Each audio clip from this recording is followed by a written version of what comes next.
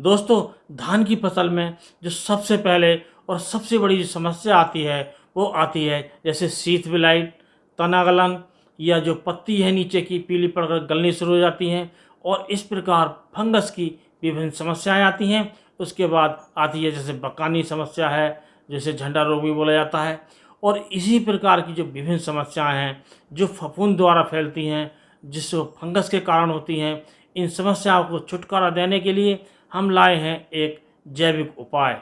वो भी बहुत सस्ता होगा और इसका जो प्रयोग है वो भी आसान है। यदि रोग आने से पहले आपने इसका प्रयोग कर लिया तो आपके खेत में ये विभिन्न प्रकार के जो फफूंदी जनित रोग हैं आएंगे ही नहीं।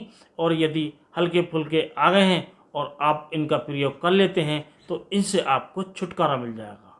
तो दोस्तों, इसके बारे में आज चर्चा करेंगे और इसके बारे में आपसे विस्तार से बात करेंगे कि इसका किस प्रकार प्रयोग किया जाए जिससे हमारे धान की जो फसल है वो निरोग बनी रहे और उससे हमें कुल मिलाकर ज़्यादा उत्पादन मिले और ज़्यादा लाभ मिले। इसके साथ साथ जो क्वालिटी है वो भी बेहतर मिले और शानदार मिले। और शुरू करने से पहले आपसे अनुरोध करेंगे दोस्तों, यदि आप चैनल पर नए हैं या आपने अभी तक चैनल को सब्सक्राइब नहीं किया है तो चैनल को सब्सक्राइब कर लें और बेल आइकन को ऑल पर सेलेक्ट कर लें।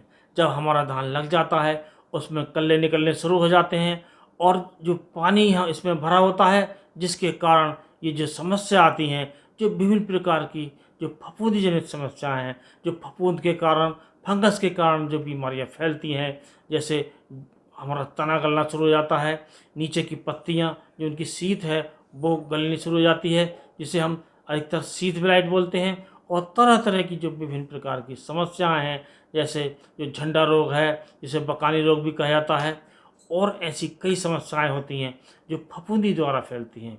तो इनको रोकने के लिए आपको लेना है फिटकरी का टुकड़ा। और दोस्तों, ये जो फिटकरी है इसे आप ले सकते हैं 2 किलोग्राम प्रति एकड़ के हिसाब से। अब बात करते हैं इसके प्रयोग की। इसका जो आपको प्रयोग करना है वो करना है आपको सिंचाई के समय।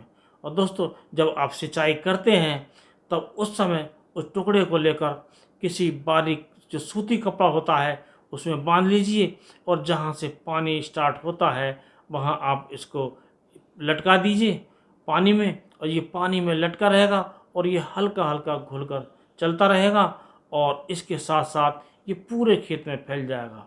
जब ये पूरे खेत में फैल जाएगा तो ये अपना काम करने लगेगा और किसी भी प्रकार की जो समस्याएं होती हैं फंगस द्वारा जो फैलती हैं वो इनसे छुटकारा मिलेगा। और यदि आप पहले ही प्रयोग कर लेते हैं तो ये समस्याएं आएंगी ही नहीं।